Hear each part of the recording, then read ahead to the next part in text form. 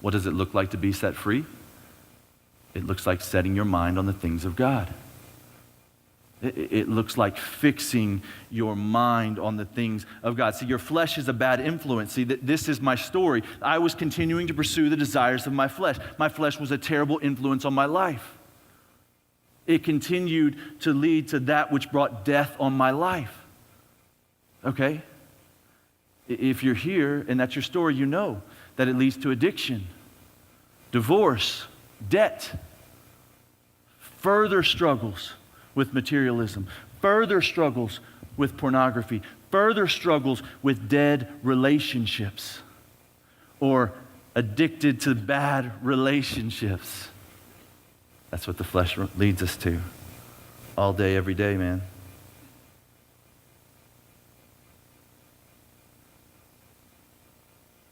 Let me just ask you before we go any further. As you came in tonight, what's your mindset on? Like, what's running around your head, man? You show up to work on Monday and you can't wait for the weekend? Are you a weekend warrior like I was? Is that what your mindset on? You thinking about the next time you're going to do X, Y, and Z with whoever?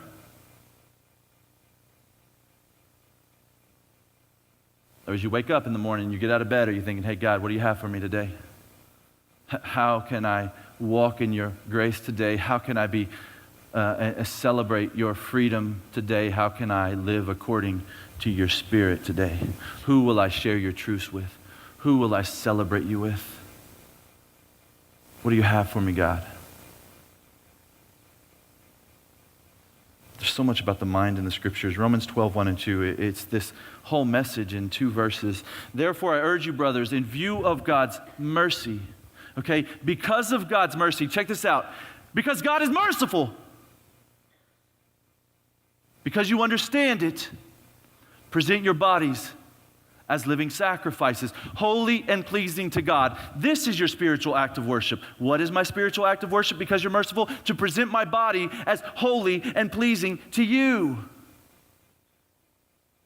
Do not conform any longer to the patterns of Dallas. Do not conform any longer to the patterns of this world, but be transformed, be made different, be changed, be a new creation, be born again because of Christ, because of what he did.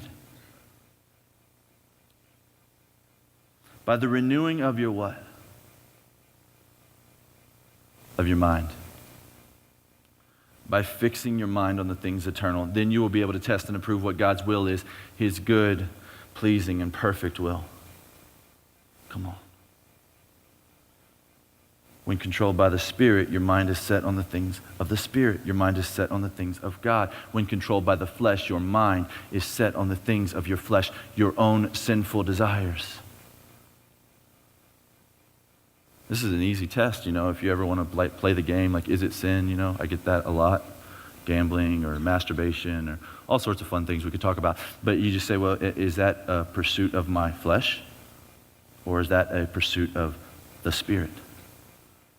Real easy litmus test for any scenario. Do I stay over there tonight? Is that a pursuit of my flesh? Or is that the pursuit of his Spirit? Am I under the influence of his Spirit?